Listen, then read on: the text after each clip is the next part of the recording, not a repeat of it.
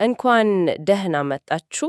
ዛሬ የምንመለከተው በጣም የሚገርም ሐሳብ ነው። በስነ ልቦና ባለሙያው ጃሬድ ቴንድለር የአእምሮ ጨዋታ መመሪያ ላይ የተመሰረተ ነው። ዋናው ነጥቡ እኔን በጣም ነው የገረመኝ። በንግድ ዓለም ውስጥ ስኬት በስትራቴጂ ላይ ብቻ ሳይሆን ሙሉ በሙሉ ማለት በሚቻል መልኩ የራስን አእምሮ በመቆጣጠር ላይ ነው የሚለው። በትክክል ምርጥ የሚባል ስትራቴጂ ሊኖር ይችላል። ትክክለኛ መግቢያ፣ የስጋት አስተዳደር፣ ሁሉም ነገር ግን አእምሮ በወቅቱ በትክክል የማይሰራ ከሆነ ያ ሁሉ ምንም ዋጋ የለውም። ብዙ ሰዎች ስኬታማ ነጋዴዎችን ሲያስቡ ግን ያው ስሜት አልባ ቀዝቃዛ ሰዎች ይመስሏቸዋል። ልክ ነው፣ ግን እውነታው ከዚህ በጣም የራቀ ነው። የዛሬው ውይይታችን ስሜትን እንዴት እናጥፋ ሳይሆን ይልቁንም እንዴት እንደ ጠቃሚ መሳሪያ ልንጠቀምበት እንችላለን የሚለው ላይ ነው። ቆይ እስኪ ይሄ ሐሳብ ትንሽ ግራ ያጋባል። ስሜት ነዳጅ ነው ስንል እንደ ቁጣ ወይም ፍርሃት ያሉ አጥፊ ስሜቶችስ እንዴት ነዳጅ ሊሆን ይችላሉ? ይሄ እኮ መኪና ውስጥ የተሳሳተ ነዳጅ እንደመጨመር አይሆንም? በጣም ጥሩ ጥያቄ። ነጥቡ ያለው የስሜቱ አይነት ላይ ሳይሆን መጠኑ ላይ ነው። እና ይህንን ለመረዳት ቴንድለር የሚጠቀመውን አንድ ግራፍ ማየት አለብን። የስሜትና የውጤታማነት ጥምዝ ይላሉ። አዎ፣ ያ ወደ ላይ ተገልብጦ ተቀመጠው የእንግሊዘኛ ዩ ፊደል ቅርጽ ያለው ልክ እሱ ላይ 3 ዋና ዋና ክፍሎች አሉ። በግራፉ ግራ ጫፍ ላይ ስንጀምር የስሜት ደረጃ በጣም ዝቅተኛ ነው። እሺ፣ ይሄ ማለት ምን ማለት ነው?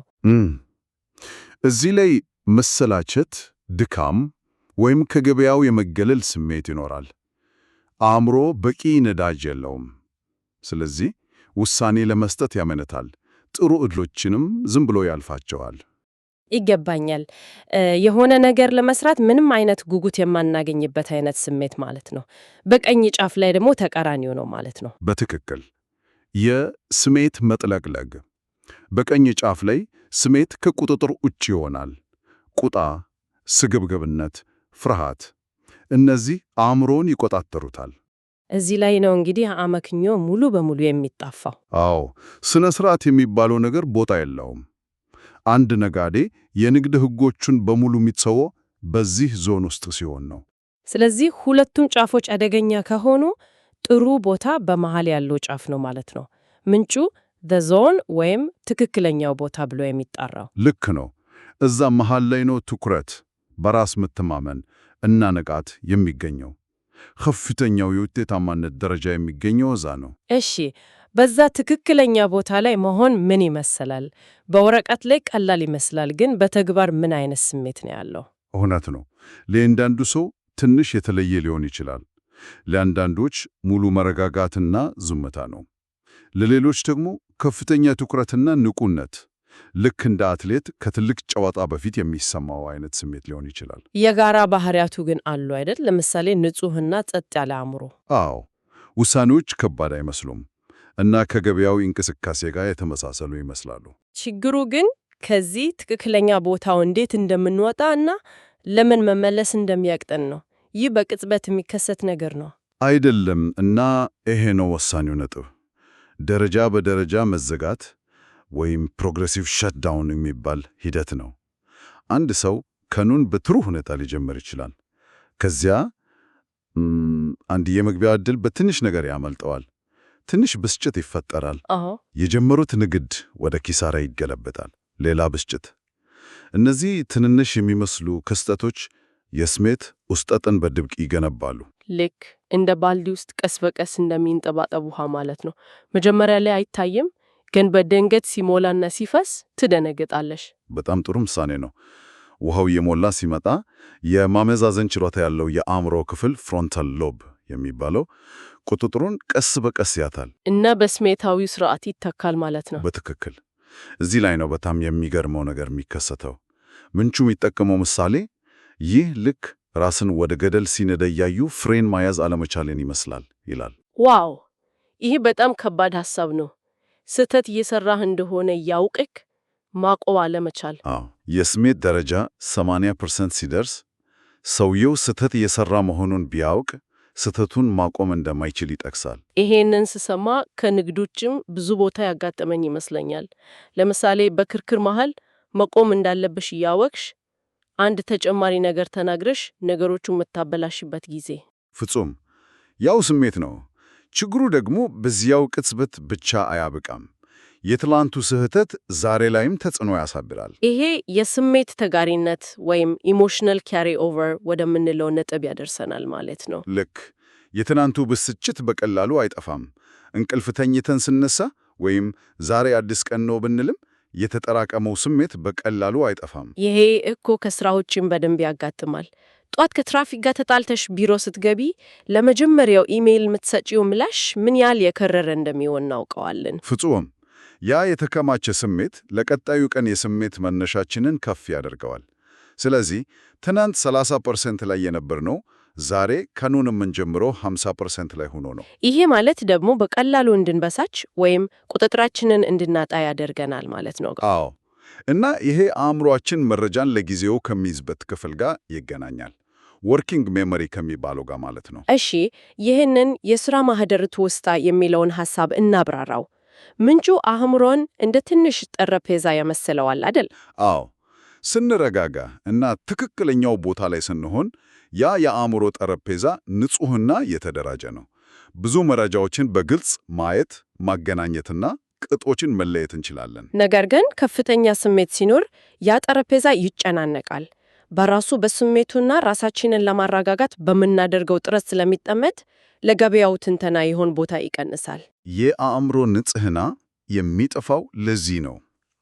አንድ አማካይ ሰው በአንድ ጊዜ ወደ 7 የሚጠጉ የመረጃ ክፍሎች መያዝ እንደሚችል ይነገራል።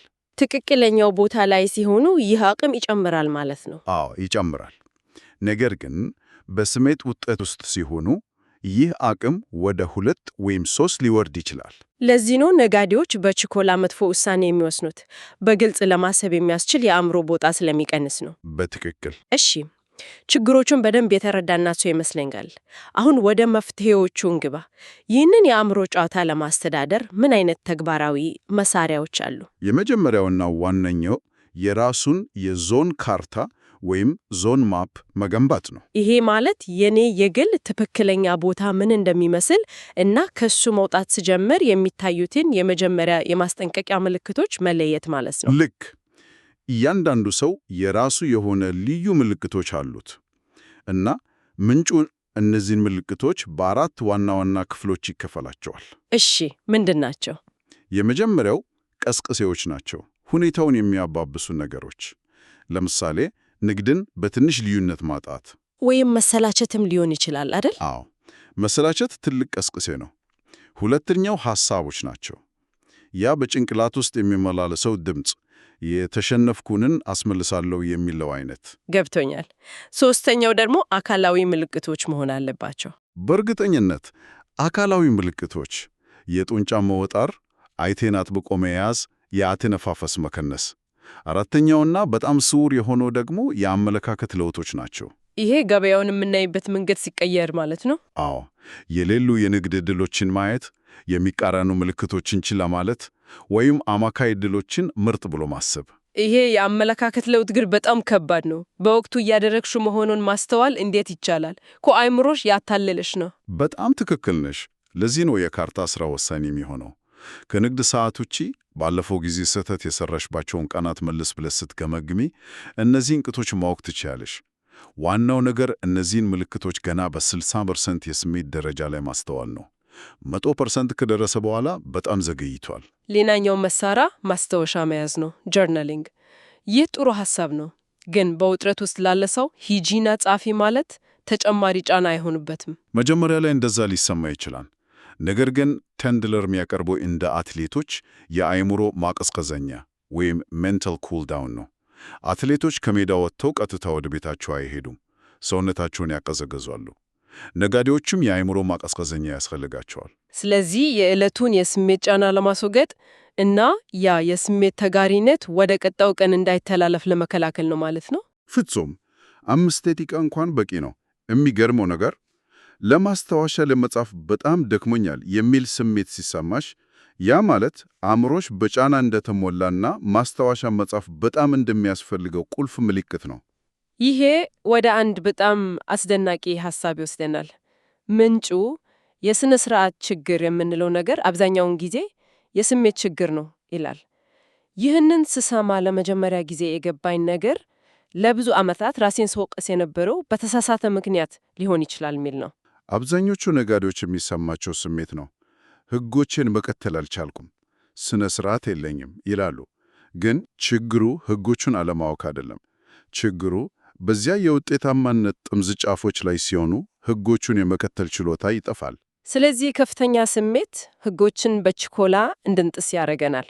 አዎ፣ ዝቅተኛ ስሜት ደግሞ ለምሳሌ መሰላቸት፣ ዝም ብዬ ልሞክረው በሚል ስሜት ሕግ የሌለው ንግድ ውስጥ ያስገባል። ስለዚህ የበለጠ ስነ ስርዓት ያስፈልገኛል ከማለት ይልቅ የስሜት ሁኔታዬን በተሻለ ሁኔታ ማስተዳደር አለብኝ ማለት ነው ትክክለኛው አካሄድ። በትክክል። ይህ ደግሞ ስሜታዊ ግምት ከሚለው ጽንሰ ሐሳብ ጋር ይገናኛል። እያንዳንዱ ውሳኔ ስሜታዊ ስጋትና ሽልማት አለው። ሚዛን ላይ በማትሆኝበት ጊዜ የስሜት መቃወስ አደጋ ከአንድ ተጨማሪ አሸናፊ ንግድ ሽልማት እጅግ የላቀ ይሆናል። ስለዚህ አንዳንድ ጊዜ በጣም ብልህ ሆነው የንግድ ውሳኔ ምንም አይነት ንግድ አለማድረግ ነው። ልክ ይህ የአእምሮ ካፒታልሽን ልክ እንደ ገንዘብ ካፒታልሽን መጠበቅ ነው። ታዲያ አንድ ሰው ይህንን ሁሉ በዕለት ተዕለት ሕይወቱ እንዴት ተግባራዊ ያደርገዋል? ከንድፈተ ሐሳብ ወደ ተግባር እንዴት ይቀየራል? በዘላቂ ልምዶት ነው። ምንጩ ከንግድ በፊት፣ በንግድ ወቅት እና ከንግድ በኋላ የሚደረጉ ቀላል ልምዶችን ያቀርባል። ለምሳሌ ከንግድ በፊት ምን ማድረግ ይቻላል? ከንግድ በፊት የአካል የአእምሮና የስሜት ሁኔታን ለመገምገም የ5 ደቂቃ ክትትል ማድረግ። ከዚያም ለዕለቱ ትንሽና ሊደረስበት የሚችል ግብ ማውጣት። ለ30 ደቂቃ ታጋሽ ይሆናለሁ የሚል አይነት ግብ ማለት ነው። በትክክል ትልቅ ግብ ሳይሆን ሊቆጣጠሩት የሚችሉት ትንሽ የአእምሮ ግብ። በንግድ ወቅት ደግሞ ዋናው ሥራ የስሜት ለውጦችን ማስተዋል ብቻ ነው። ከንግድ በኋላስ? ከንግድ በኋላ ያ የአእምሮ ማቀዝቀዣ የሚመጣበት ጊዜ ነው። በማስታወሻ ደብተር ላይ 3 ዋና ዋና የስሜት ክስተቶችን መመዝገብ። ከዚያም ለነገ ከሆነ እንዲህ ወይም ኢፍ ዘን እቅድ ማውጣት። ያ ከሆነ እንዲህ እቅድ በጣም ተግባራዊ ይመስላል። ነገ ፎሞ የማጣት ፍራቻ ከተሰማኝ 3 ጊዜ በጥልቀት ተነፍሼ ከኮምፒውተሬ እነሳለሁ የሚል አይነት እቅድ። አዎ፣ አስቀድሞ የተዘጋጀ ምላሽ ሲኖር በስሜት ከመወሰን ይልቅ በእቅድ መንቀሳቀስ ይቀላል። በተጨማሪም በንግድ መካከል ራስን ለማስተካከል የሚረዳ ልዩ የ4 ደረጃ ስልታት አለ። እሺ፣ እሱ ምንድን ነው? 1 ስሜቱንም መሰየም። አሁን ብስጭት እየተሰማኝ ነው ብሎ ለራስ መናገር። 2 ሰውነትን ማንቀሳቀስ፣ መቆን፣ መለጠጥ። 3 በገበያው ትክክለኛ ሁኔታ ላይ እንደገና ማተኮር፣ ገበያው ምን እየሰራ ነው ብሎ መጠየቅ እና 4 ጥብቅ ገደብ ማስቀመጥ። እሺ፣ ይህንን ሁሉ ስናጠቃልለው ዋናው መልእክት የአእምሮ ጨዋታን መቆጣጠር ማለት ስሜትን ማጥፋት እና ሮቦት መሆን አይደለም የሚል ነው። በፍጹም አይደለም። ይልቁንም የራስን የስሜት ሁኔታ በብቃት ማስተዳደር ነው። በዚያ የውጤታማነት ጥምዝ ላይ የት እንዳሉ ማወቅ እና ራስን ወደ መሃል ለመመለስ የሚያስችሉ መሳሪያዎች መኖር። የራስን የስሜት ዘይቤዎች ሲረዱ በእኛ ላይ ያላቸውን ቁጥጥር ያጣሉ ማለት ነው። ልክ ከአእምሮ ጋር መታገልን አቁሞ እንደ ኃይለኛ መሳሪያ መጠቀም ይጀምራሉ። በጣም አስደናቂ ውይይት ነበር። ለመደምደሚያ የሚሆን አንድ ሐሳብ ላንሳ። ሰነዱ ለስሜታዊ ቀስቅሴዎች ከሆነ እንዲህ እቅድ ማውጣትን ይጠቅሳል። ይህንን ጽንሰ ሐሳብ ወደ ሌሎች የሕይወት ዘርፎች ብናስፋው አስደሳች ጥያቄ ነው። ለምሳሌ ሕዝብ ፊት ከመናገር በፊት፣ ከአለቃ ጋር አስቸጋሪ ውይይት ከማድረግ በፊት ቀስቅሴዎቻችንን የመተቸት ፍርሃት ወይም ፍጹም የመሆን ግፊትን አስቀድመን መለየትና ምላሾቻችንን ማቀድ በሌሎች የሕይወታችንን ዘርፎች ላይ ውጤቶቻችንን እንዴት ሊለውጥ ይችላል? ያ በእርግጥም ብዙዎቻችን ልናስበት የሚገባ ነጥብ